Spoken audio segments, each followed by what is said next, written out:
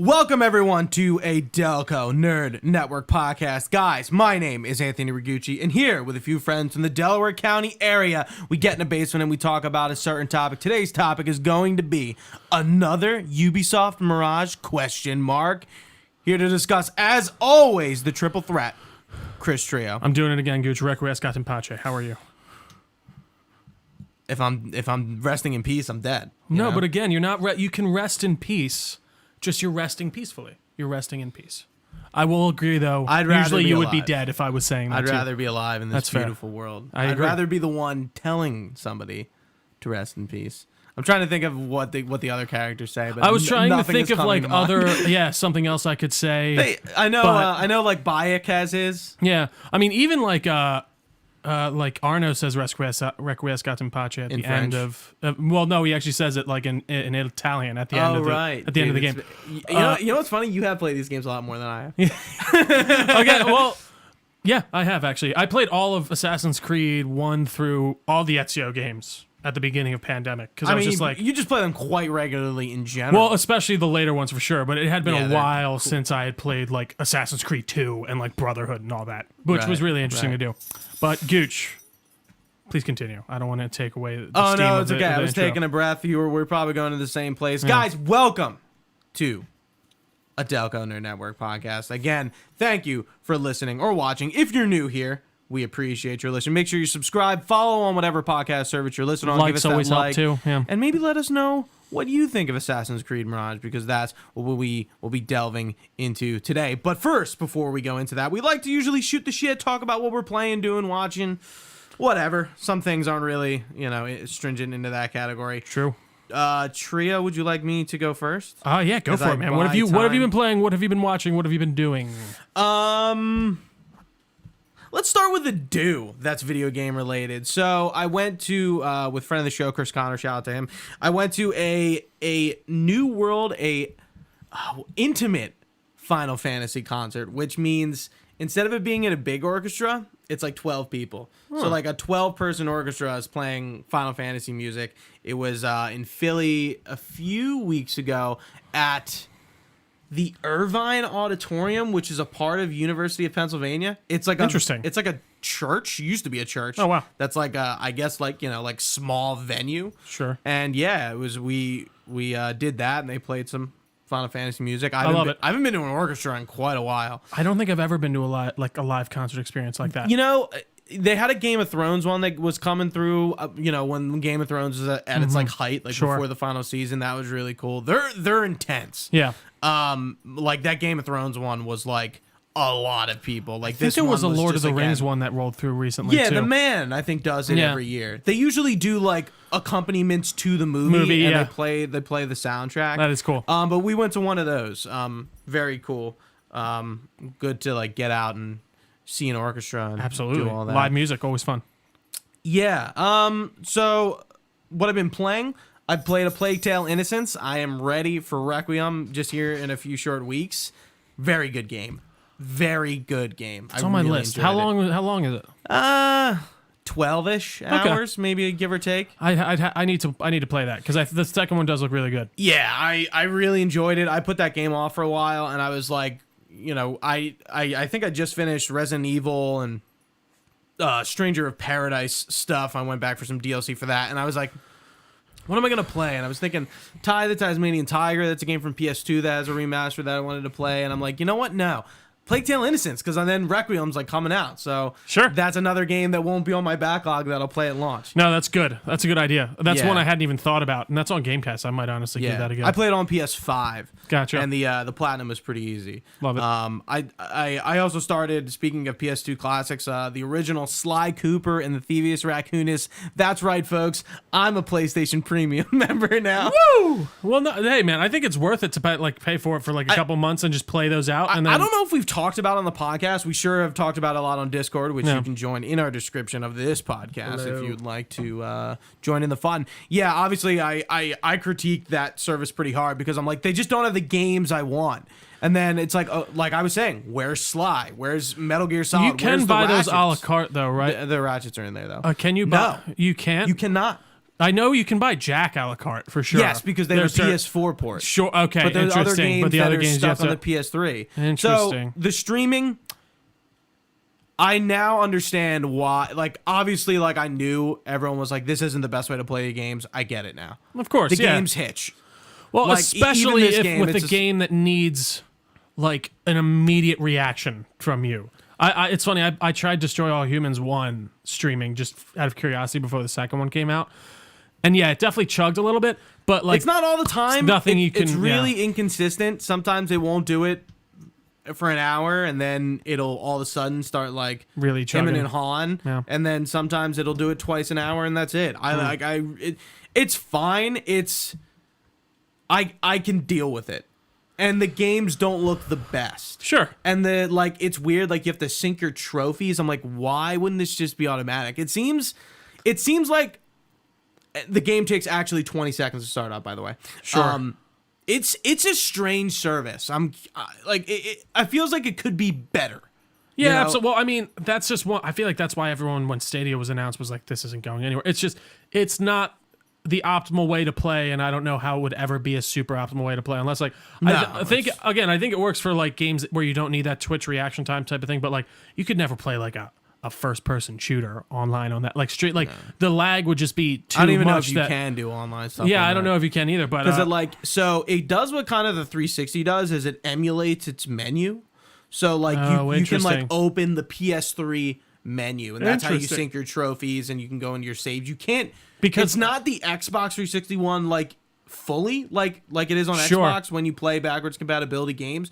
And even those, it's like they don't launch slowly; they launch instantaneously. Like I just don't. But again, those aren't streaming, right? Or are they like those correct, are those are? Yeah. But for the backwards compatibility games that are on 360, they're emulating like the 360 dashboard into those games. Yeah, but I mean, you can't really do anything on the like you still can bypass that and get to your regular dashboard. Like right, yeah. Which you same thing with PlayStation, but like the whole dashboard works is what I mean. Sure. For the streaming thing, it feels like it's funny. Like I don't even use the like I don't even remember the dashboard. I know like the menus pop up, but I never use the dashboard. When you get achievements, you press select and start. And interesting, and you can because I look at achievements that way.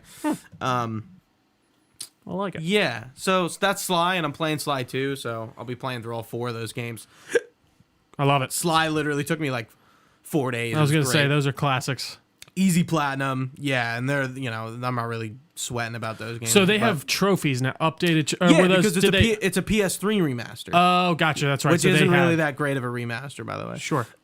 It's funny, there's like scenes where like original screens were in like 4x3 and like they don't extend the edges. It's like Sanzaru Games did them. I'm not sure what they've done lately because they made a Thieves in Time the 4th game. Interesting. Because they took it from Sucker Punch. Yeah. So, and I'm like, dude, I would love to see another Sly. I would love to see that Sly movie that was supposed to happen. Give me the things I want. I don't want a Days Gone movie, guys. No, I agree. I do think those type of movies just work better, but I don't know. I guess Uncharted did well, so who am I to say? I got my RE5 Platinum, 12 hours of multiplayer grinding trio. Do you want to shoot yourself? We're all finished. Excuse me. The last session was pretty miserable. Yeah. Everything else was And do you just find people online to do those with? So I use psnprofiles.com to find boosting lobbies. A lot of people are doing it, surprisingly. But that's always the worry. It's like, fuck, dude, am I going to find anyone to do this? Is going to be a pain. Luckily, you only need to find 3 other people. That's nice. So it's like not like you're filling like an entire lobby of like 8 people. Sure. But Resident Evil 5 also has some DLC, pretty good. But I really enjoyed my time with that game. I'm surprised that I enjoy it more than 4. Like that's a fucking really. That's a hot take that I think 5 is better than 4. Interesting. That's the one in Africa, right? Yeah. Huh. Yeah. Yeah, that is a bit of a hot take. I feel like you rarely hear that about 5. I remember, I think I've said this before on the podcast, but 5, all I remember is just getting stuck in the beginning and being annoyed as a child, and then I never tried to get past it. I would actually love to go back and give that game a shot. Yeah. But anything else, Gooch? Yeah, I got 2 more things. I over the weekend, unfortunately you weren't there, but played The Quarry with I'll shout everyone out. Chris Connor, Tim Appleby, Casey Wellman, Mike Lasacci, all friends of the show. All those guys have been on the podcast before. Yep. We played The Quarry from start to finish. It took us from 12 to 9:30. Yeah. It was fun, dude. Yeah, that's interesting. But those are the way you need to play those games. I disagree. I think playing them with people, yes, but playing them in a 9-hour setting, not alone. No. Like I don't think I could do that alone. I think like with people, and like it's funny playing that game alone. Like you miss a lot of things because like there's either like a sidebar conversation or like there's a funny moment and like people are laughing or like someone gets scared and you're like trying to pay attention. It's like it's kind of like watching a movie with a group of people. Oh, you just like naturally miss things, but like. And, like, you're not reading all the collectibles. You might be looking for them, but we're not, like, sitting there, like, fucking reading each one. Absolutely. And I just started going back to it, so I'm, like, you know, paying a little bit more attention to things. I was like, oh, yeah, I think I missed that when we were playing through. But, yeah, I really enjoy those games. The Devil Inside is coming out in November. So I saw that. I just got Little Hope a while ago. I still haven't finished it yet. But, no, it's much... I told you right off the bat it was much better than the first one. Man of Medan. Yeah. It's funny how Man of Medan was the low point. At least it's the first one, you know. No, for sure. That one, I just remember being so boring. Nothing really happens. I don't know why that one didn't hit. Little Hope, House of Ashes, and the Quarry is good in like a different sense. It's really like it's sold as this. It's like, you know, it's like stereotypically 80s. Yeah, definitely. Or like, you know, you have David Arquette as like one of the characters in it. You know, he's like from Scream and stuff. No, for sure. Ted Raimi's in it. Brenda Song again, like, you know, Supermassive kind of coming out with the with their like celeb cast, which I always enjoy how they do like put they get some names on it. Yeah, I mean not Quarry, but like there's always like one famous person in for sure that you can immediately recognize. Right. It is nice to see. Yeah. So that should be interesting to plat. I have a feeling it might be a little miserable. Yeah, I was gonna say you're probably gonna have to play through that a few different times. Huh? Yeah, but like the you know how like Detroit has like this whole web where you can kind of go back to. They need that. Yeah, because it really helps to see like what you can do and like apparently what you've missed and like where. Yeah. Apparently the collectibles for this don't go from playthrough to playthrough like they do in all the others. So like you can only get all the like you have to get them in one run. Yeah, that's I'm like, rough. That's ridiculous. That's really rough. Every game, I'm like, dude, Supermassive, like their game is fine. They just need to like step back and like if they're gonna have all these trophies and achievements and these options, they need to like support them with a little more quality of life than they are. True, that makes sense, especially for things like that, and where you want to figure out what choice did I make that like makes a difference here, or like if I'm going back. Right. I mean, yeah. If you're really trying to like see other things, like then you can like be like, okay, like here's where my deviation point is. Where instead of just like scouring on the internet to figure it out, oh, this is where I have to do that. Right. And then it'll set of course they have like the butterfly effect things. Sure. Yeah. But I don't know. I think they just need to support those games better for replayability. Sure. Because it's like, okay, first playthrough doesn't really matter. But if you're going back and achievement hunting or trophy hunting or just trying to find all the endings, like they need to facilitate that a little bit better. No, that makes sense. And then last, but certainly not least, actually probably least, I watched Deep Water, and that is Ben Affleck and Ana de Armas's movie. Yeah, and? Kind of a dud. Interesting. It's so like it's such a wild movie. You got to get those yawns. I'm sorry, I know. I don't know why I'm yawning so much right now. That's like 4 or 5. I know. I can't. So yeah, it's like Ana de Armas is like a sexual deviant in this movie, and like Ben Affleck is like this dude who like invented like a chip for a drone, and he like retired at like 35. Interesting. And like he doesn't like it's not that they have a bad marriage, but for some reason she's just like he lets her sleep with guys. Oh, he's a cuck. But he doesn't. I don't mean that in a bad like that's a term. Yes, but like he doesn't do anything. Like he's just like letting her. So it's an open relationship, not a. Yes, but he doesn't like it. So eventually it cracks him, and he starts killing these people that she's sleeping with. But she's like always like really not horny, but like. not leading him on, but like being like really sexual to him and stuff, and like, don't you want me and stuff, and like the way she is with men is other men is like the same way, and like but she's like really like friendly with these people for some reason, and she like invites them over, and they have a daughter, and they're like, he's like, Ben Affleck is like cooking a meal for like this dude she's fucking. It's crazy. That sounds like a very odd movie. Yeah, but like and then he starts like the one dude like, you know, is weird, and he moves out because apparently this guy died that she knew, and he made up that he killed her, but I don't think he actually did, but he like just started, he like went up to him and was like, yeah, I killed that guy. And he was like so serious, this guy believed him, and he like ran away. He was like, I'm getting out of here. And then the next guy he actually kills. Yeah. And then the next guy he kills, and then he ends up like they go to like lavish parties in New Orleans. It's interesting. But again, it's like real, like the whole premise, everything it is about is really fucked up. Like there's not a positive thing in this movie. Yeah, it sounds like a very Gone Girl type movie, it is. but like, yeah, no, that one was done. I mean, that's a great movie. I love Gone Girl. Yeah, I haven't seen it. You've never seen Gone Girl? No, and it came out when I think we were both working. At the movies. You need to go see Gone Girl. But imagine, like, I don't know how much, like, I think that's David Lynch, right? I don't know. I think it is, but sorry, continue. I don't know. I know there's like some sex in that movie, but I don't know. In Gone Girl? Yeah.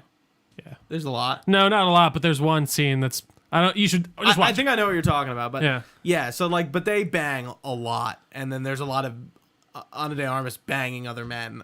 lot. So it's like, Ana de Armas banging other men and her banging Ben Affleck. Correct. I'm pretty sure they were dating while they were filming this. They were. Too. Yeah. And then Ben Affleck just cracks, and he's like a weird dude too. I would, if you like Ben Affleck. Deep Water, it's called, right? Yeah, or Ana de Mars. You should I don't know. Maybe it. I'll watch this with my girlfriend. Just see how crazy. I got so perturbed by the fact that she was sleeping with other men. It like really bothered me, and he like lets it happen. And like, there's something based in I'm like, that. she fucking sucks. Yeah, like why are you sticking around here? Like, and I like Anna. I'm like, she blows in Yeah. this movie. Like her character, like is so unlikable. Like there's nothing to like about anything in this film. So it's just like it's just everyone sucks. Every character sucks. Right. Everyone's terrible. Yeah, like you're just like I don't enjoy. That sounds very Gone I Girl don't to me. enjoy watching this. I just watched Ben Affleck drown this guy in a pool, and this is very dark. And he's I don't playing like it really cool. And like the one guy's like, he's like a writer, and then he's like, oh, like, and he literally says, he's like, I'm writing a story about a conspiracy in a town, and it's literally what ends up happening. Jesus. And I was like, all right. But I wanted to watch that before I watched Blonde. I was gonna say you haven't. I'm gonna watch Blonde this weekend. I've been hearing nothing but bad things. Yeah, I have too. Yeah, here's what I've heard bad things about. Not the performances. No, but it's. I've heard just there's zero story. Not Ana de Armas, because I'm really watching the movie for her. Obviously, if you know me, I'm a big fan of hers. Big fan. Big fan. But yeah, it's not. No one's critiquing her. It's just like it's just it's apparently there's just no story, and it's. I heard someone call it trauma porn. Basically. Yeah, like I've been hearing that tossed around a lot. And the only thing I know about the director is. So he directs biopics like that. Yeah. And apparently the way he directs the movies is very experimental or whatever. Yeah, and he more depicts the myth of the person than the legend than the actual real story. Interesting. So I watched a Cinefix video about it, and they went over all his movies. He did a movie on like what's his name? Jesse Famous Outlaw. What's his name? Jesse James? Yeah, Jesse James. Yeah. And it's about like the legend of Jesse James. It's like not necessarily exactly what happened. It's a biopic. It's about the myth of him. Right. Yeah. And I'm just like, okay, but I thought this was supposed to be for Blonde was supposed to be about the like the like terrible things she went through exactly. Saying obviously it's like a movie about Marilyn Monroe, so you would think it would be like it's a biopic. Yeah, no, I think they were trying. The idea when I saw an interview, they were trying to go for like the terrible thing she's went through that no one's really heard about, or like that. I don't know. She's a controversial figure. 1, 2. She's a sex symbol. So I feel like anything you do with her is going to be weird. No, because of for all sure. the weird things she was involved in. Like, I don't even necessarily know if weird is the right way to describe it. I mean, she fucked JFK. Like, come on. No, it's true, but like, I guess weird weird is the only way to describe it for sure. It's very true. It's very true. She, whether she was, She is a mainstream abused is, I guess, true, but she was also sleeping around with. Like, I mean, the way very she died was influential. incredibly like. I don't know crazy how she died. I think have no like idea. she committed suicide, but people are like, nah, it doesn't. I don't know the exact story. I can't remember. Jack Ruby shit. I think it's Jack that doesn't. I saw. I don't want to get into it. he was alive. I just know it seemed very like, but I'm pretty sure she committed Yeah, suicide. I think I've heard conspiracies that the mob had her killed or JFK did. Yeah, something like that. Yeah. There's a laundry list you could probably go down. I'm looking forward to making my own opinion about it. No, watch it. I think so. Yeah. The only thing that perturbs me is the 2 hour 45-minute runtime. To be honest, where I'm just like, Yeah. you know me and my 2 hour movies huge.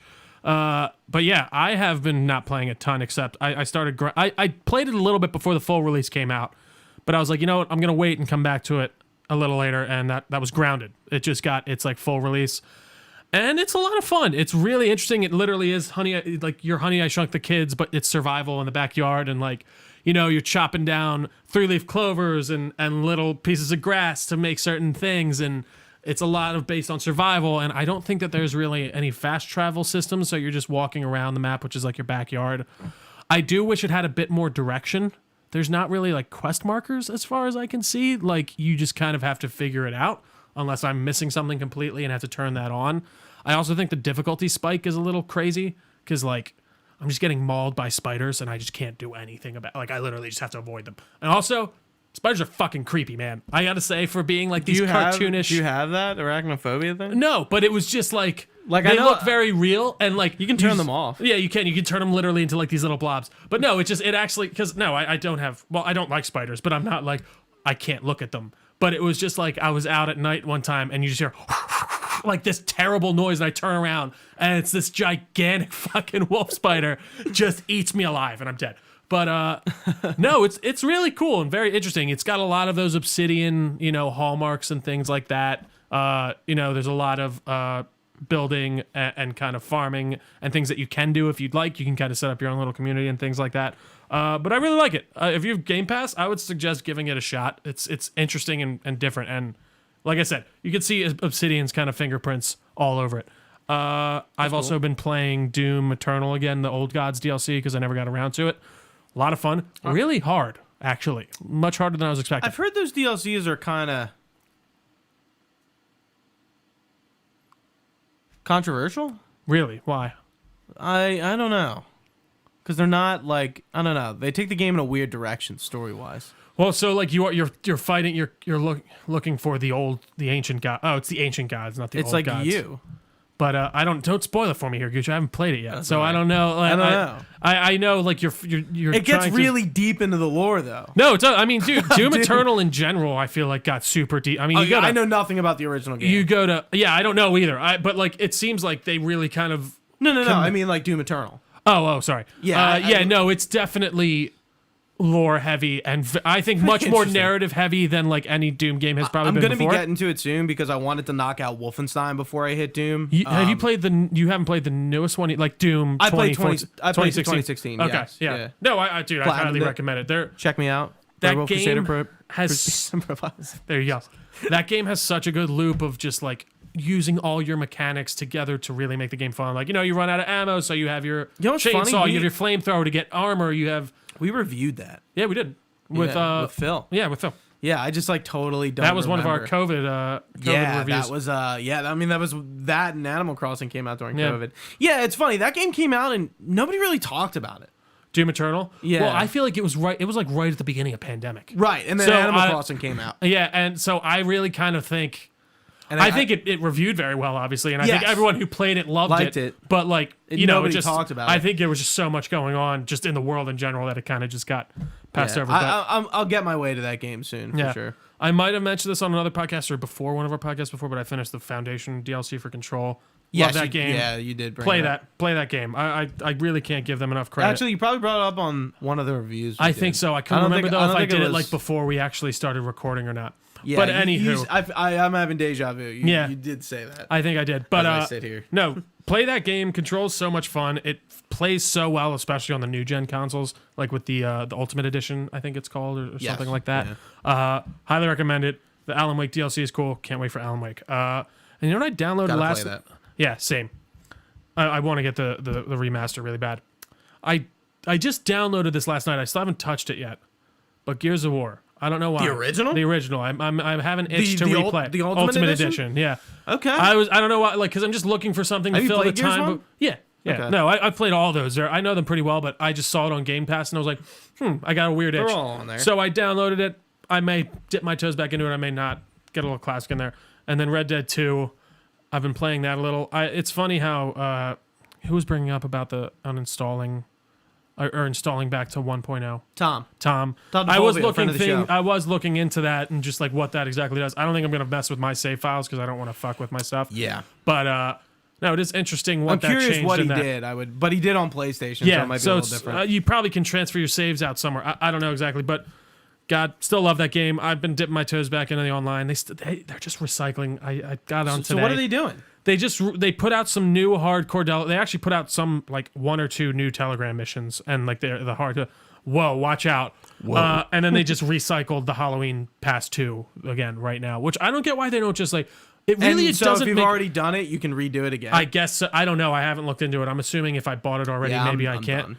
But 100% of that game, and that's it makes total sense. Again, mine's more like comfort food. I like to jump on every once in a while and just kind of just fuck around. We had our fun. It is so funny we had our though. Fun trio. I will. Oh, absolutely. I got our dude together. I don't know how it's never gonna happen. They totally abandoned it. But if they ever actually genuinely like put in a new update that was worth some shit, I'd be playing that every day again all day. Yeah. But no, no more streaks. And even like they just don't put back in things like that are easy things they can put in. Dirty Tyler still does stuff all the time on his channel about it. Good for him. And people are still there watching, and I love that he still does it. But it's just what kind of content is he making? It's still Red Dead, so he still does the update stuff every week and things like that. And I think he has other channels like that do other things. Does he do GTA game? I think he does. Videos? Yeah, on a different channel though. It was funny when they did that whole. I think it was Game Informer or no, maybe it was IGN did a story on the whole Save Red Dead Online thing. He was one of the guys that they interviewed because I guess he's one of the more prominent Red Dead Online YouTubers. Yeah, I mean, but I need to know what was going on with the daily. No, absolutely. I mean, dude, I would watch that every day.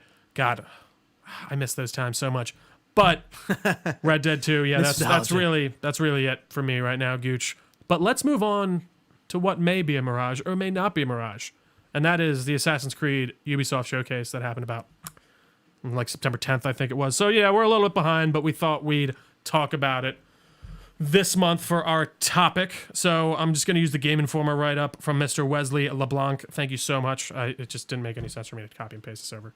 It has everything. But we'll go down the list. What? I said for sure. Oh, yeah. So there was a few like weird little announcements. Obviously, Ubisoft revealed like a concert experience that they're doing. And the Netflix show is happening. Yeah, so that's they're doing like an Amenet figure. Again, little things. Yeah, the Netflix series is happening. It's live action.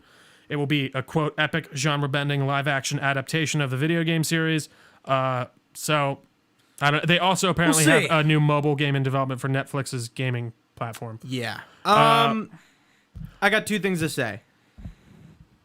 I don't know if I trust Ubisoft with the show. I mean, my AC poster's actually over there. I would love to rewatch that AC movie. I haven't seen it since I've seen it in theaters, and it was okay, but again, like we just reviewed Cyberpunk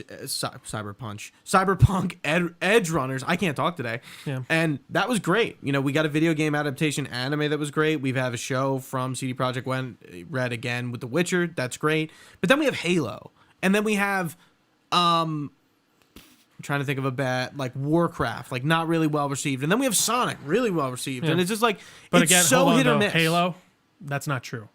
That's getting a second season, and it did very well. So yeah, but it was not well liked. Sure, but apparently it's well liked enough to do. I just don't think you can call that a failure.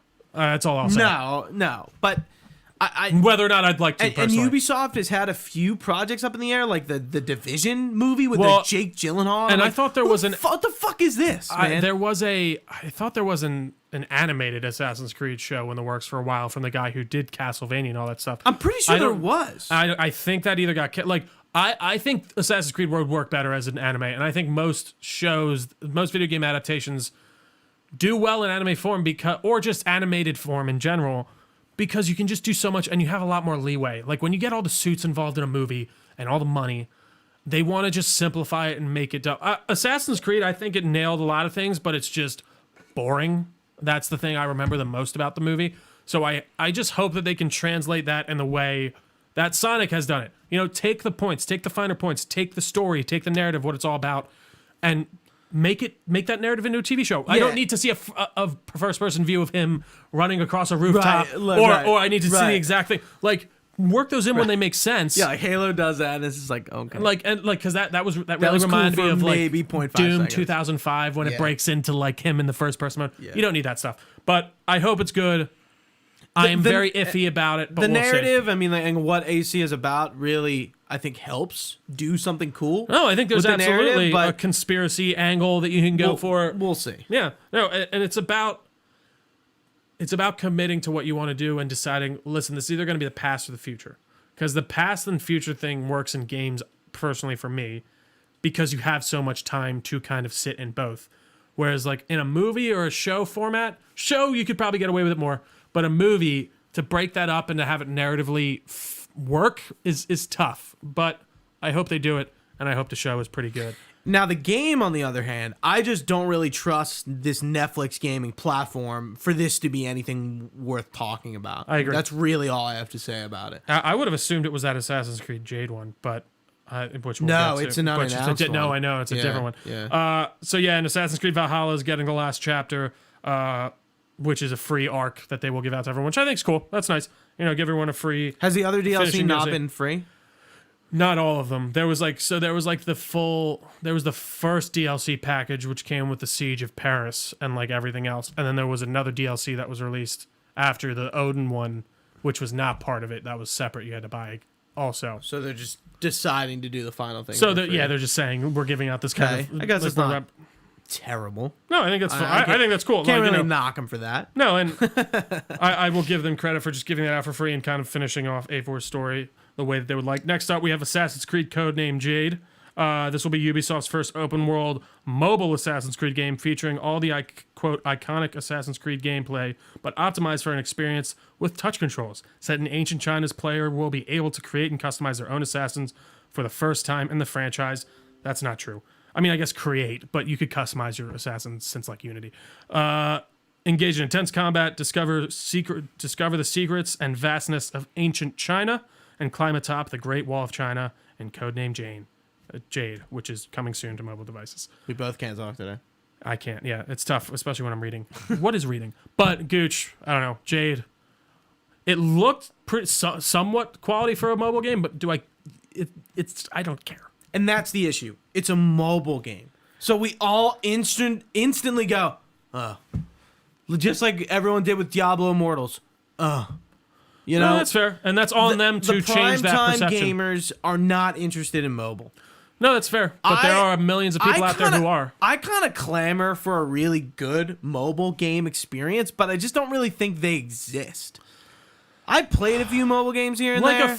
I guess it depends on what type of mobile. Like a full on like I don't know. I don't even know what I'm asking for. That's what I mean. I would just say like, hey man, like I got a phone. Sure, but like you guys have phones, right? But you guys have phones. I guess, you have a phone. I'm personally not looking to like play a game like Assassin's Creed on my phone. Right. And maybe and I'm not saying I'm looking for that. I'm like I think like mobile is a great platform for gaming, but I think you really need to make most gamers game in the world are for mobile. That, yeah. Like I'm surprised like Call of Duty has a successful mobile port. It's not a port. It's like its own game. Yeah, its own game, yeah. But I'm just like that's crazy that's like Fortnite? successful. Yeah. And I mean Fortnite I think that people who are playing that on mobile are kids, right? They're playing that on sure, but I mean tablets. that's still a lot of people. It's right, like, right, that's right, yeah. It's interesting. I think mobile is just hard to, unless you're Fortnite or something or Call of Duty and you're a big IP with a lot of attention, you're not really being successful on there. So I'm interested to see what Ubisoft can do with a mobile game. Well, and I think you're speaking to what especially is the problem is, like you just said, there's that barrier of entry for us in the way of we are not taking that seriously. Right. It's on them to make us take that seriously. It's so funny how instantaneously you say mobile and we're all just like watching a press conference, just like. Well, that's what I mean. Like like when you think of open world game, you're like, I'm not playing that on my phone. Like, or maybe I'll play it on my freaking Switch, but that's as small as I necessarily want to get. But and the setting, it's China, I guess. We're getting a Japan one. It's kind of like a double dip in Asia, you know. Sure, I know they're different, but like that's a little racist, Scooch. We're getting a double dip. Nah, they're the same. No. Yeah, I'm curious. I hope it's great, actually. I hope that this is like a really cool, very interesting mobile game that people can point to and be like, that's what a mobile game could be and how successful it could be. So we'll see. Next up, we had announced was Assassin's Creed, I believe. Hexe. Codename Hexe. And I'll just read it out here. Assassin's Creed, codename Hexe, which received a short teaser trailer, seems to point towards something in the vein of witch hunts and horror. It is being developed by UbiSoft Montreal, which was the birthplace of the Assassin's Creed series, and its teaser trailer apparently has a ton of little secrets hidden within it, which I don't know if anyone has figured anything out by now. I'm trying to remember the time period. We talked about it. What, like that this is supposed to be set in? Yes. Did they give a specific time period? Yes. I would assume like late 1600s, early 1700s. No. Because it looked like Salem-y, witchy to me. That's what I was guessing. And I'm wondering how this game is going to go, because it's interesting that it's being developed by the original creators. So initially when I saw this, 16th century Central Europe. Interesting. So that's 1500s Central Europe. I guess maybe we're looking at like Romania, something like that, Transylvania. You know, maybe we're looking.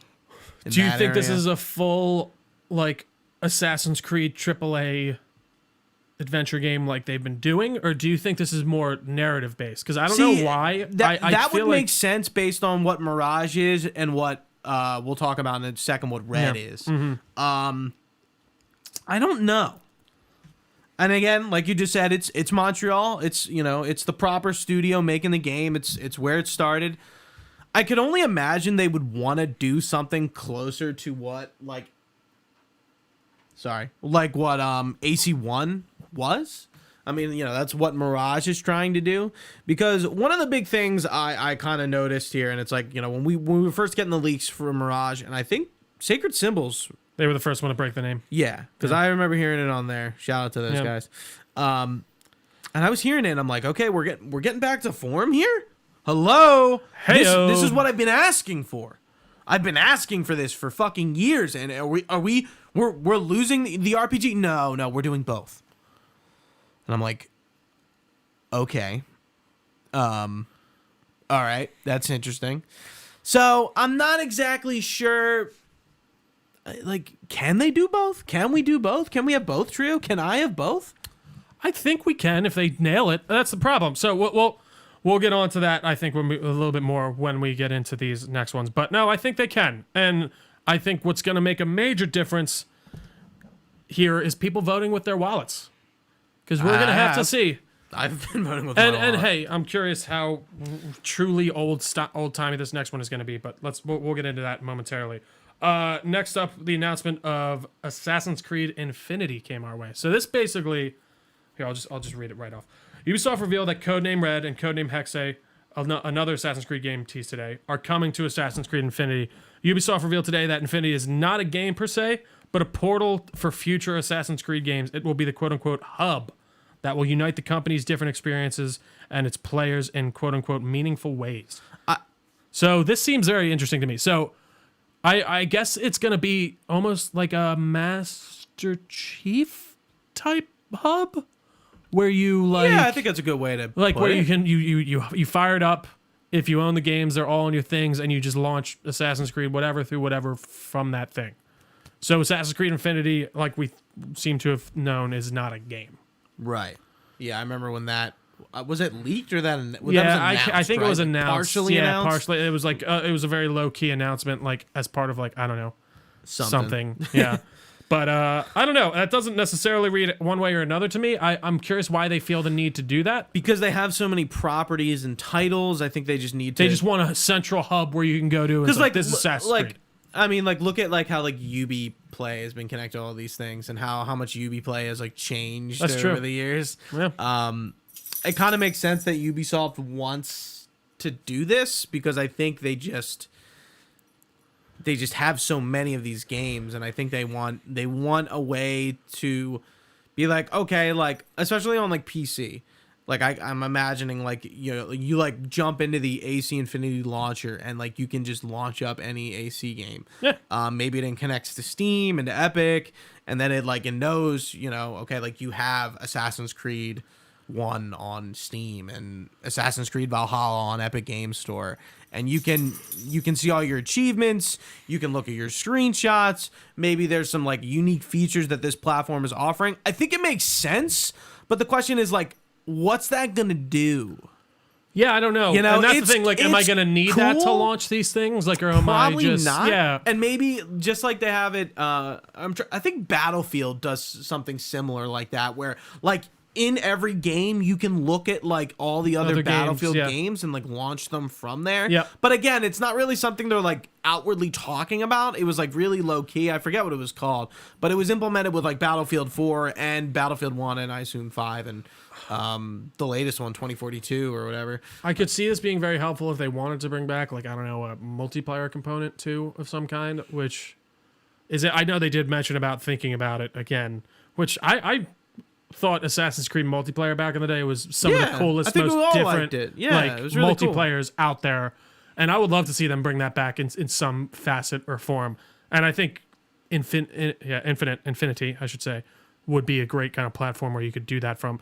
Yeah, I don't know. I'm very curious. And imagine it, you are as in like this is your Animus, right? I think that's also the idea of like it's a little lore friendly, like you're jumping in your own Animus, and that would be cool too. I like that idea.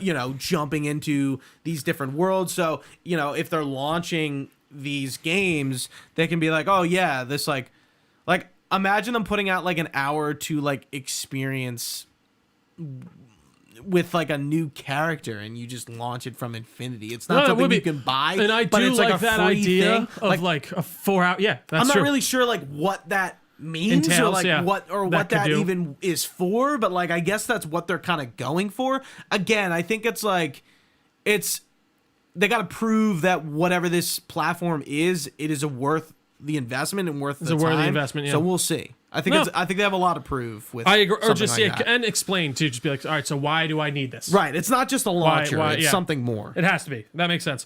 And again, we need to see the proof that's in the pudding. I think it's hard to talk about in the concept phase. Yeah. No, I agree. So very curious to see where that goes. Still a little confused on what exactly it is, but I'm excited.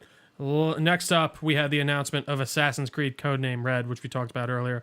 And that's right. Assassin's Creed is going to feudal Japan. As everyone has been asking for since literally AC2. That's been a highly requested spot, and they mentioned that. So, yep. So it will be the next mainline flagship title for the franchise, which seems to point towards the next. So that would obviously be the one after. So it is the next Valhalla type. Yes, like RPG focus type of game.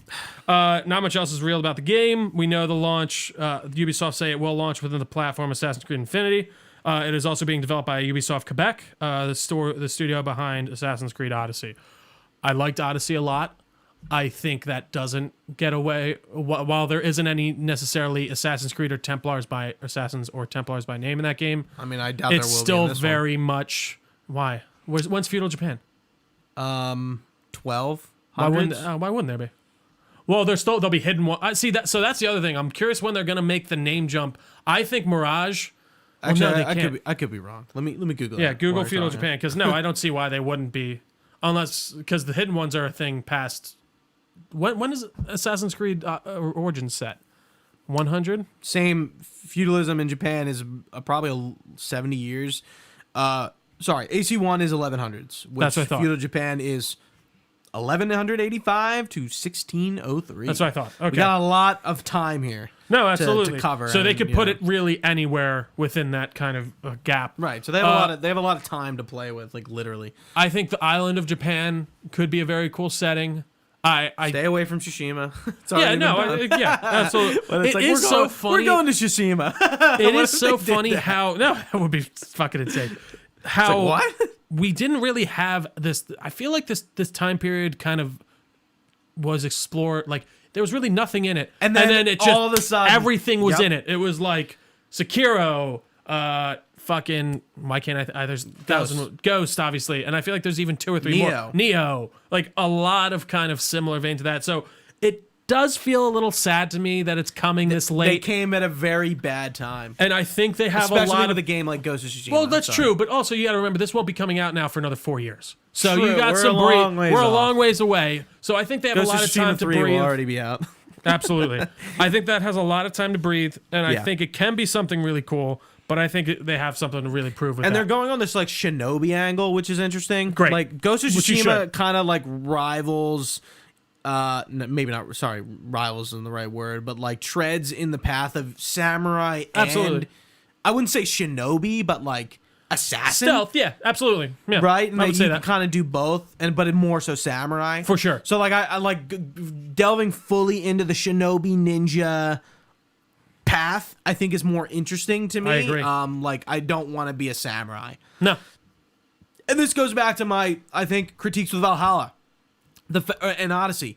Can you be like this Spartan warrior, but it's an Assassin's Creed game? It's it's a stealth action game. Like I've said in my video essay on the topic, forgetting the Odyssey, which you can look up on YouTube. I mean, but not like Assassin's Creed. Like that's the thing, though. Like going And back that's and my thing, right? The like, old games that's really why were. I don't like Odyssey and Valhalla, because their protagonists do not play well with the stealth action idea. For sure, I think the Viking. I can't speak today either. I'm really having so much trouble. I think it's just I think the it's Vikings lend itself much less to that. I agree. I don't have as much cognizant like dissonance with that when it comes to I haven't played the them, other people. But no, and I listen.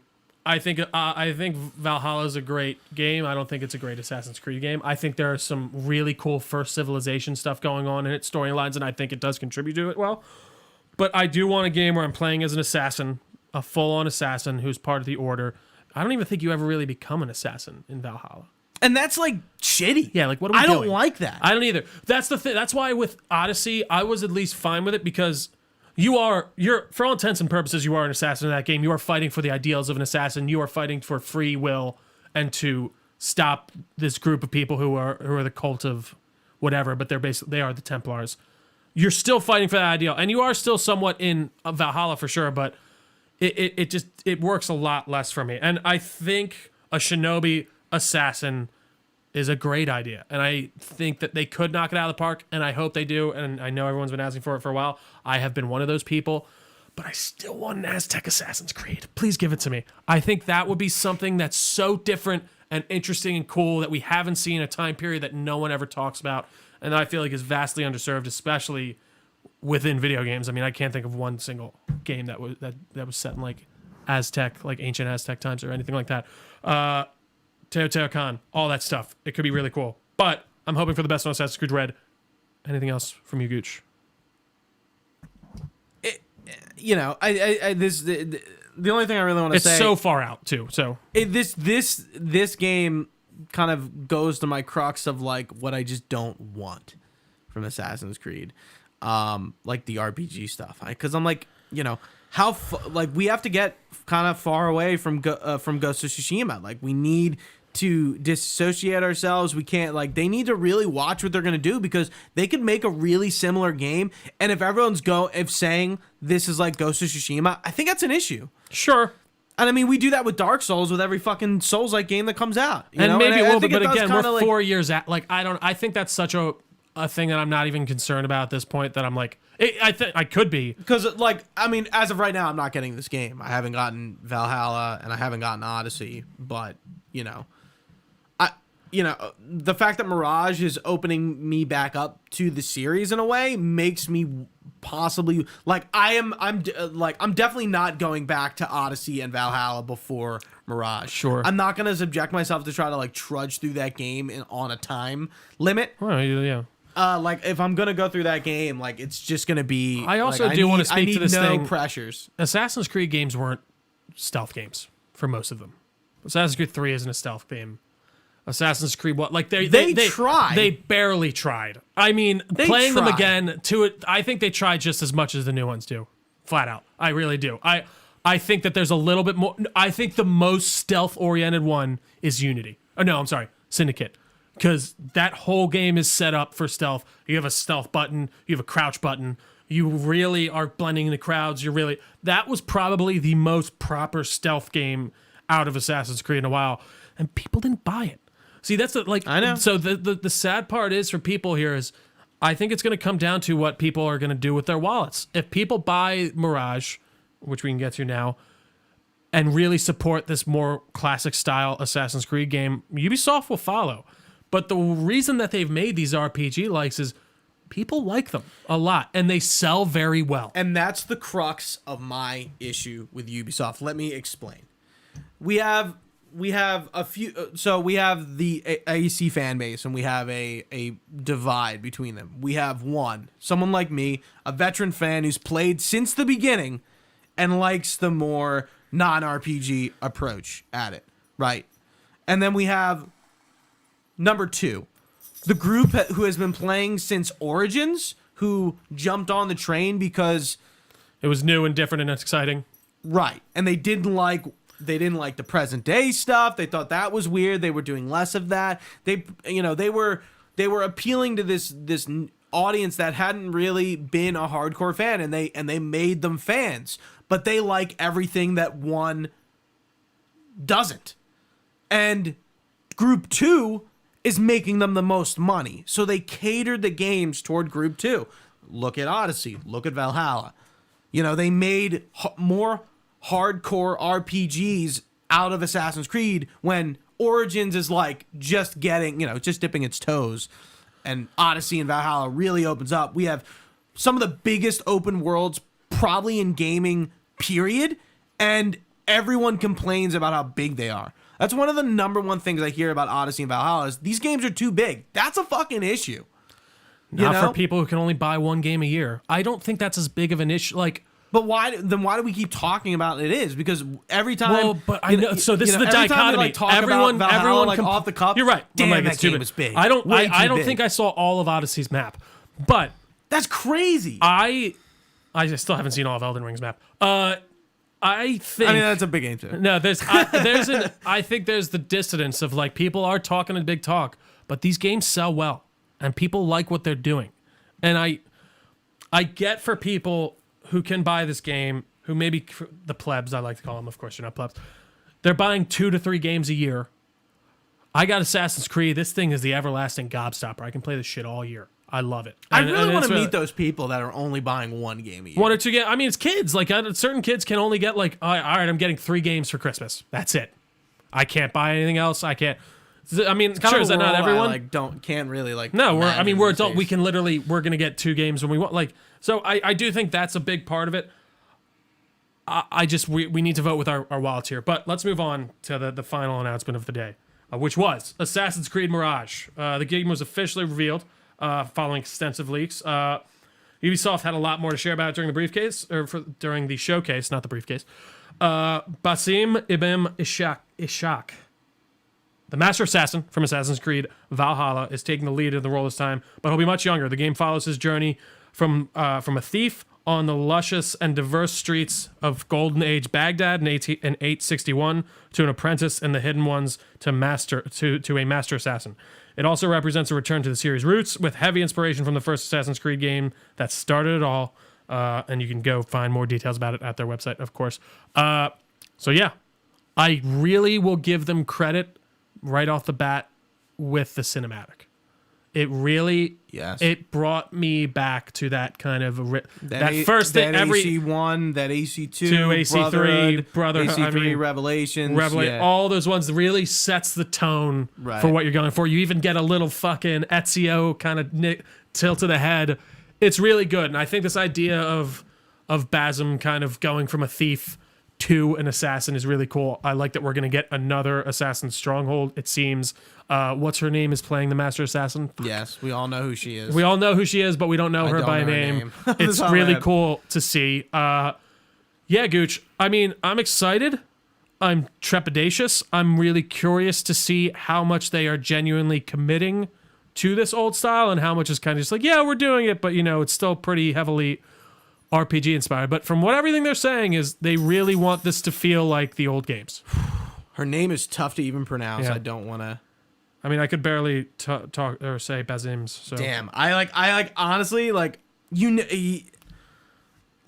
her voice. I just can't. I don't want to butcher it. Do you want to? There's so many syllables. Sahore Agdashlu. I think okay. I don't know. I'll take that. I don't know. That's probably completely off. Yeah, this is interesting. Dashlu. I've heard it pronounced, but if you hear her voice, you'll know exactly who she is. She's in a lot of stuff, a lot of TV shows. I think she's been in some games before, but she's a really recognizable Indian actress. Absolutely. So yeah, which is fine. I want to see the assassinations in Unity brought back, and what do you mean? The way that you would set up assassination and that, you would have the whole thing. Structure. Yeah, the mission structure for doing that.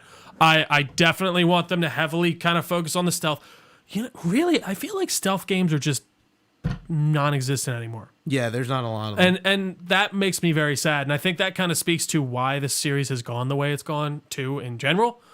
And I want to see them. This is stealthy. You have to play stealthy. All right? You can't fucking bash through this. They're not going to do this, I know, sadly. But I want them to make me sneak through a goddamn courtyard undetected, get to the balcony, assassinate the man, get out of the compound undetected. I want that stuff. I really we make fun of Thief all the time on this show, and it is my game of the decade, game of my lifetime. There's not a game like that out there anymore right now, and it makes me sad, and I want to see them really stick to that. I want to see all the things brought back. I want to see the cover assassinations. I want to fucking assassinate someone from Valhalla, which I still think you can honestly do in the new Assassin's Creed, but I want them to take full inspiration from that first and second game, because it's funny, going back, that first game has a lot less in it mechanics wise than you would maybe remember. Like you can't assassinate like people from ledges. Like there are certain things where I'm like, oh, you couldn't. This wasn't until the second one. I wouldn't have even guessed. That's you can see how they is voted the best. Really. No, absolutely. The jump from 1 to 2 is so grand. It takes what the first one did so well, but then just expound upon it and make it even better. Right. But Gooch, how are you feeling about this Assassin's Creed Mirage? I'm feeling good.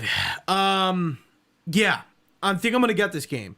I would like to see some gameplay, obviously. Yeah, that is the one red flag. We haven't seen gameplay of this game. We got that cool cinematic trailer that we got a lot of talk about it, but we haven't seen it. I think this game is early 2023. That's what they're saying. Yeah. It's been in development so this was apparently. This started as an idea, I guess, for a DLC. And they were like, you know what? No, fuck it. And it can show, and it shows from the way they talked about it. They say it's going to be a smaller experience. Absolutely, yeah. Which I'm fine with. Again, not every game needs to be this 80-hour mega gobstopper, fucking like crazy ass fucking RPG. They don't need to be like that. Absolutely, they can be more narrative focused. 40 hours in length, and I don't think anyone is going to complain. I don't care if we're just in Baghdad, make that city come alive. I don't care how big it is. Focus on making that a well-populated area that feels alive. That's what I'm focused on. And I will say one thing they did very well on those like Unity and Syndicate was you could go in a lot of that city. A lot of it was open, like city, like buildings, like you could find pass-throughs. I am so excited to just have an urban environment again, and especially coming back to something like that. Like, that's the thing with Valhalla. You got, like, some little settlements here and there, but they're all brick stone houses that are about a story high. I want something really urban to come back to and to really be able to kind of play around on. And that's another thing. Parkour. I want that old system back.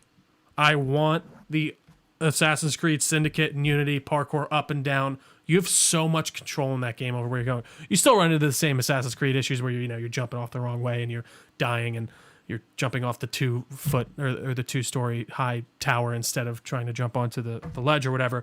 But I want to focus on parkour again too. Because I think that's gotten to go away. I can only really echo your sentiments. Yeah. I mean, with Assassin's Creed 1 through the Ezio trilogy, we were in these tight little cities that were really close together and they all kind of felt similar. So going back to not only the culture that AC1 sort of started with, like, Muslim Arabic stuff, Arabic, Middle Eastern ethnic places. Yeah, like we're going back to that, so it's immediately calling back to AC1, which is great. I mean, like, again, we haven't really like touched AC1 in a very long time. We don't even have a remaster of that game, and it could probably use it. Absolutely, as we've talked about before. Absolutely, honestly, a full from the ground remake. I think that's due. So they're pulling on all the strings, and I hope they I hope they keep it to one hidden blade. I hope they kind of cripple you a little bit and kind of take your power level back. You only had one hidden blade in Unity,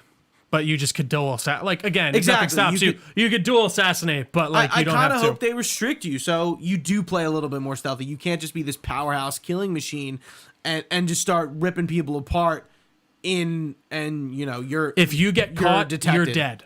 Exactly. That's what I want. Exactly. I want it to be. Do you, like this podcast is called? Is that really gonna happen? That's the question. So I don't know. I want to give Ubisoft the benefit of the doubt and say that they heard people and that this is what people want and they're doing it and they're giving it to us. But what's going to be a tell-all is that first gameplay reveal. Yeah, Mirage really does feel like they literally listen to every group chat, Discord conversation we've ever had about Assassin's Creed, because I've been fucking like on my soapbox with my megaphone talking this game up for fucking years. Well, and that shows you that there's also a larger sentiment out there for that too. And again, I'm not as harsh on these new ones as you, for sure. I definitely think Valhalla was that step overboard for me. Whereas Odyssey and Origins still very much worked within the Assassin's Creed genre. It took you so long to beat it. Like, I remember, like I think like everyone I knew we got it, like barely even got into it. And it's just like that can't be a good thing. No, when I'm hearing that from everyone. Again, and even Elden Ring. Look at Elden Ring. Like, I think everyone who's maybe, I don't know if you've beaten it yet, but like a lot of people beat that game. Yeah. And it doesn't, like, it seems like Valhalla forces you to do some side stuff. Like, you can't really just mainline it. Well, that's the other thing. I think the leveling issue was a major thing. And they gave in Valhalla and even in Odyssey, you really felt like it's like, all right, I can't progress in the story unless I up my level. And another thing I really didn't like in those games was the level scaling. I think you can at least turn that down, if not off all the way for the new ones. But yeah, you would find yourself grinding to get to where you need to be. I remember that being an issue. I remember that being an issue majorly in Black Flag with the ship and being like, you're at this spot in the campaign. You need to make sure your ship's not ready enough. I want to fucking kill myself with that stuff. But well, because it would be like you get your main line in the story, then you get to a spot and it's like your ship's not upgraded enough. You need to get some more stuff. I'm like, God damn it. But I think that is an issue. It's weird. Whenever I see a game now with, I think I saw this someone said this on a podcast, and it echoed with me so much. Whenever I see a game and they have numbers on top of their head, I'm immediately just like, I don't know. If I I was like, I don't know if I want to play that. You know what I mean? Yeah, I think I hear you. Like, it's just like, what's going on there? I don't know. And that's the funny thing. I think Odyssey had a lot more choices when it came to like dialogue and things like that. I think Valhalla brought it back in a very meaningful way, whereas like there are a few points in the story where you have a dialogue option, but it's more choosing what your character's going to do. You're not just choosing the dialogue like for every single interaction, which I was not a big fan of in Odyssey. It's somewhat RPG, but not quite. Also in Valhalla, was just the upgrade system was the fucking worst. The leveling system, the perk system, you just be getting like there's a spider's web of perks going as far as the eye can see in every direction, and each one of them does. It's like plus 5% attack power or plus 3.2% attack power. And like some RPGs do not do that well. Right, and it makes a like Skyrim doesn't do them well. Well, yeah, I think for the time it's very well done. But even Origins, going back and playing that leveling system is much more reasonable and makes more sense. You're getting ability points. You're putting them. There's like the 3 trees, but there's only like 20 in each. Maybe I think trees are not a good like they're the staple for RPGs. Horizon uses them. Maybe not like some fantasy RPGs like.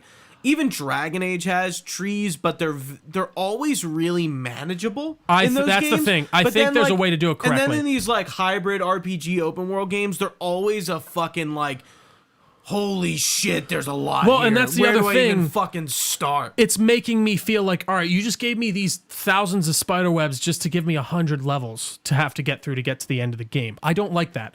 Whereas even in like Syndicate and Unity, you had leveling in that, if you remember, and like perk trees and like things. Yeah, I remember. But it was only to level 10. Like it was manageable and it made sense and it wasn't overwhelming you. Yeah, you know what I mean? They need to make the progression system rewarding and fun to go through, not a slog or a grind. And I get games can have grind. JRPGs are kind of famous, especially older ones, for their grind. But like even as we've gone on in time, the grind's kind of gone away. It's not really something like you want your player to do. No. You don't really want your player to go off for like 4+ hours to grind anymore. Yeah. And I get sometimes it's necessary, maybe for like in-game stuff. I don't mind a good grind every now and again, but like it's an old concept that developers have done away with. And you can tell it is to squeeze a bit more money out of you. And I think that's where the unfortunate thing has gone. Sell the like time saver shit. What the fuck is that?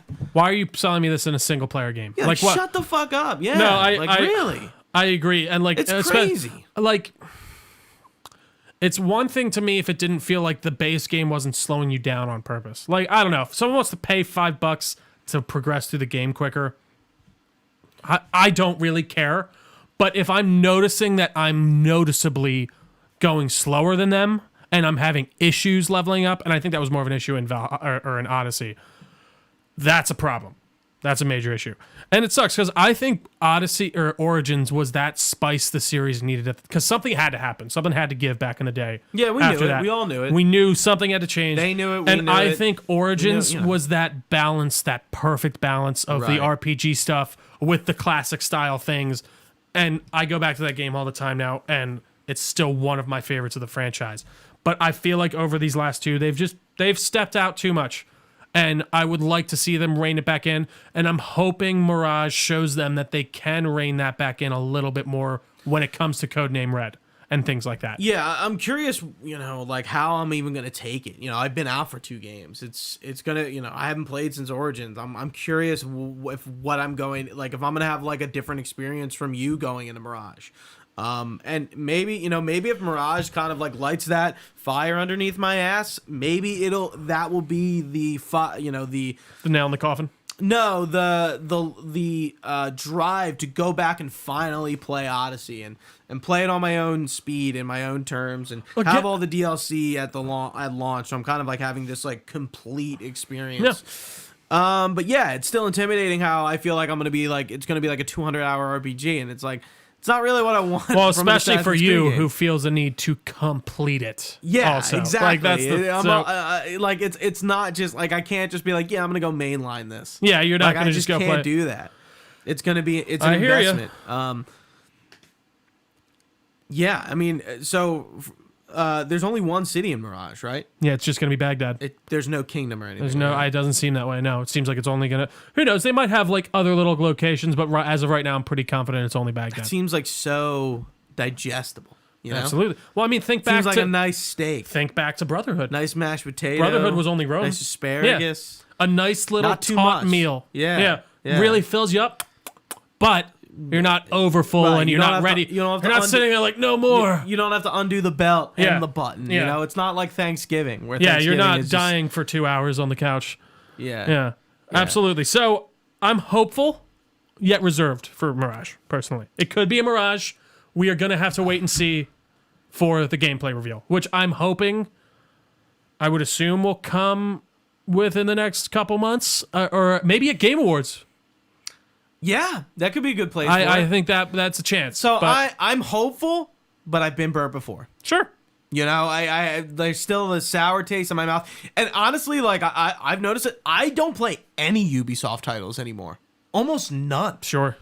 Where before I was playing a lot of them. I feel like it's very cool Assassin's to hate on Creed. Ubisoft now. It is really cool to hate on Ubisoft because which I don't like. Because they kind of became like Assassin's Creed really put them on the map, and they became more corporate. Well, and I big. feel like they definitely, they have their template and they put it in different games. Absolutely. I can't and disregard sucks. that. They need to stop that. And I would like to see some more spice, but those games sell well and people like them. I mean, even Far Cry. I was going to say Far Cry. Far Cry 6, I haven't finished, but like, I'm going to go off on them. Maybe this is a hot take. I don't know. That's as close as you're going to get to a Rockstar level open world when it comes to what you can do in it. Like in GTA 5, I can get on a bike, ride down to my car, jump in my car, ride down the marina, get in my boat, ride over to the helipad, get in my helicopter, go to the airport, get in my fucking airplane, fly off. You can do that in Far Cry 6. You can do that in a lot of these games. So listen, I think a lot of the criticism towards Ubisoft is fair, and I think they've gotten very complacent and very reticent to kind of keep their formula going. So I'm happy to see them hopefully go back to these basics. And like another thing, do you think a game like Assassin's Creed, not exactly, of course you need to update it to a degree, like Assassin's Creed 1 can survive now? Like with a similar type of set, in the way of like, there's certain missions, certain structures. We're not stealth in general. Like, do you think that's what a majority of people are looking for, or will sell? No, but I think if done well enough, I think it'll sell. Rein back in. Yeah. I mean, like, look at Dishonored 2. I think Dishonored 2 is a good game, but like, it just didn't. Fantastic game. It just did not. It just didn't. It's a stealth game. It didn't bring them in. Yeah. I don't really, but the thing is, really, if that doesn't bring really people in, that scares me for this. Because I'm sorry, that is one of the best examples of a stealth game you can get. I'm about to have a serious conversation about Thief. Thief didn't do that either. No, absolutely not. Yeah. Apparently, did you see that whole thing that Ubisoft or one of the Arcane studios was trying to do with Thief? Oh yeah, they said, and the blade. A fucking an Arcane Thief. You know, it's funny. I think we both like very niche RPG like experiences. Me with Deus Ex, sure. You with Prey. Thief and Dishonored, and Prey. Yeah.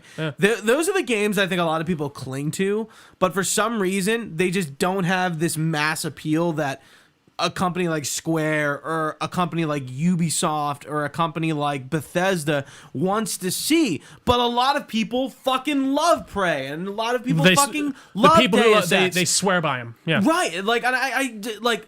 And they're like in this like AA sphere that like doesn't really exist but exists, right? Even like Control, I feel like is somewhat in there. Yeah, and it's just like I like those games have more charm to me than Assassin's Creed or at this point, for sure. Some of these I agree. AAA well-known titles at this point.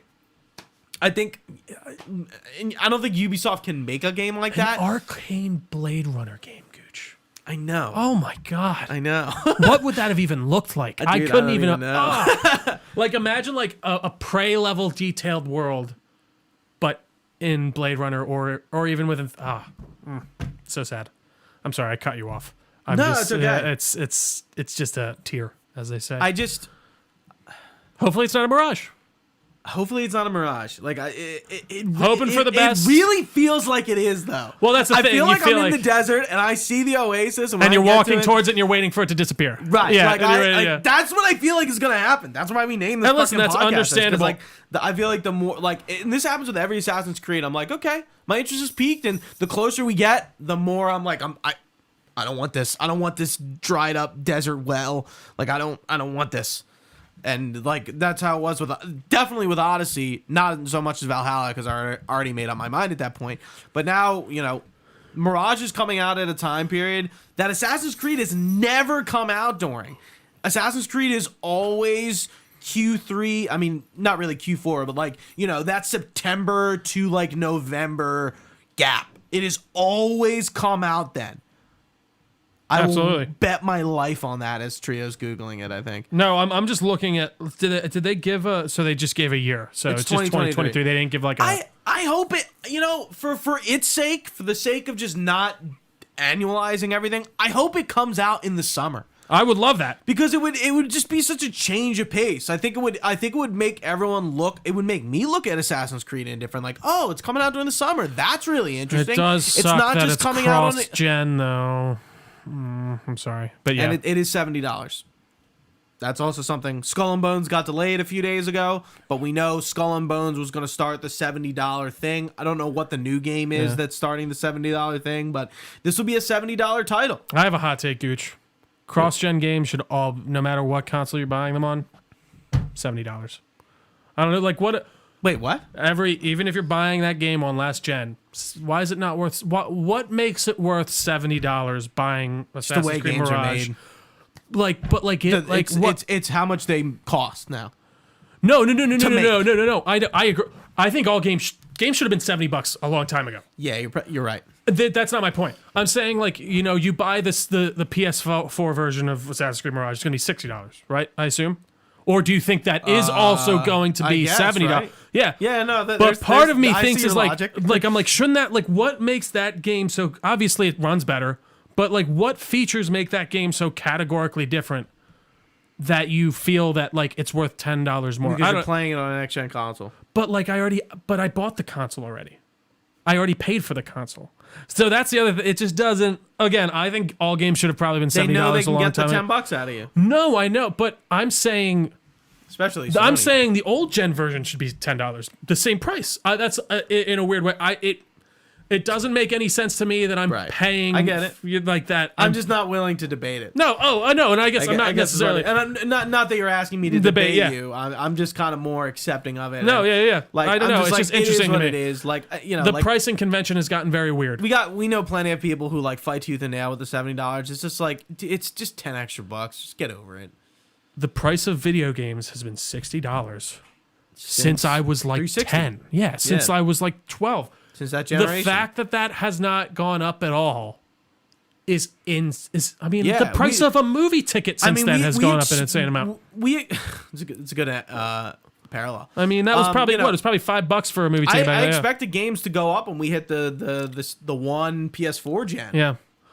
It didn't. Well, no, and I feel like this kind of cross-gen malarkey has been allowing for a lot of cross-gen malarkey. A lot of gray room for it's not a clean break. No, they can't just be all right, we're moving on. If you're this is a PS5 game, anything but clean, especially with Sony. And I think that does give people room to be like, well, why am I paying the extra $10 for this fucking stupid fee? I think it would make people less annoyed if you're like, this game is $70 no matter what you're buying. So here's my question: do you think Assassin's Creed Mirage is going to be a $70 game, no matter what console you buy it on? Yes. Yes, it should be. Will it? Should be. That's fair. No, I don't think it will be. I think they'll still do the $10 difference for some reason. But I don't know, because the way they've worded that, every single Ubisoft thing going forward is $70. That they could be charging $70 no matter which console you're buying it on. But let's just stop making games for, I don't know, a 10-year-old console. That would be great. Thanks, guys.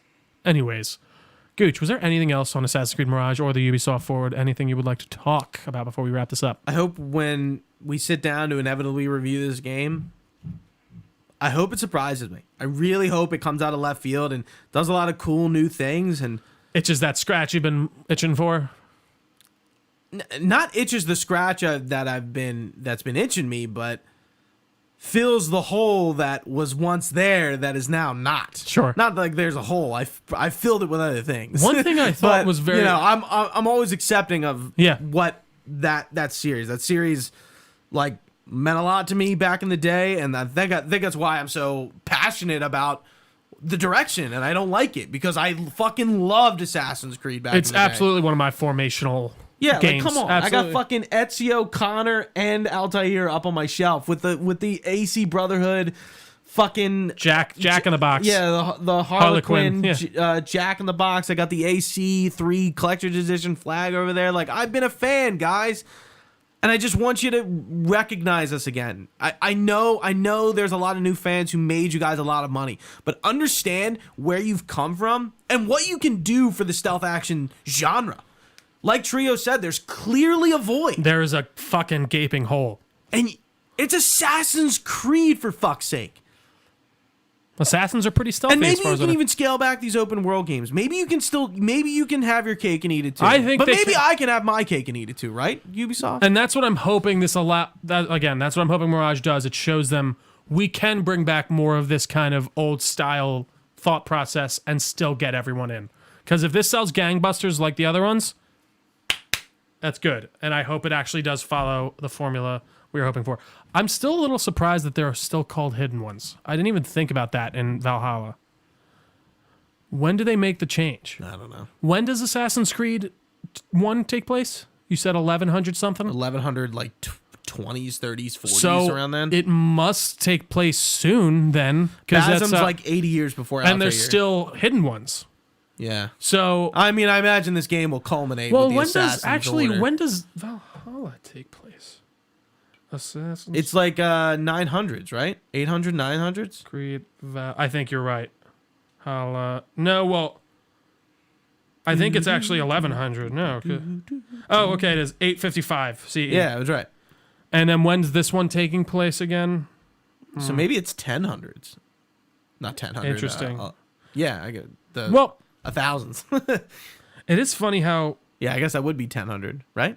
1100? Yeah, I think you're correct. 1000. I think you're right. Okay. It just So I sounds would weird. assume it happens somewhere within there. But we'll it's see. before Valhalla. But no, Valhalla. There's Mirage. So you're Mirage right. is, So what, I was gonna 20 say 20 maybe years that before changes Valhalla? it. It seems like it. Yeah, I think it was around that. And you said it was what time period? Valhalla. Yeah. It was 853, I think, or something like that. So 80 more years would be still in the 900s. So it'll be 200 we're a years more. little Yeah, off. we'll see. We shall see.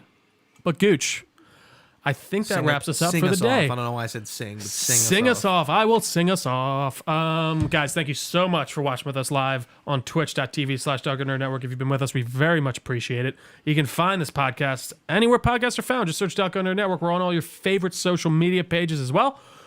At Delco Nerds on basically everything. We got a Facebook page. We got a Discord channel, which you can find linked down below. We have an email address, delconerds@gmail.com, where you can email us your comments, questions, or concerns. We'd be happy to get back to you. All this information can be found on our website, delconerdnetwork.com. If you can drop us a like, a subscribe, a review, a comment, it would help us a ton, and we greatly appreciate your patronage. Gooch, for Gooch, I've been Trio. Thanks for watching, guys. Stay nerdy, and we will see you next time.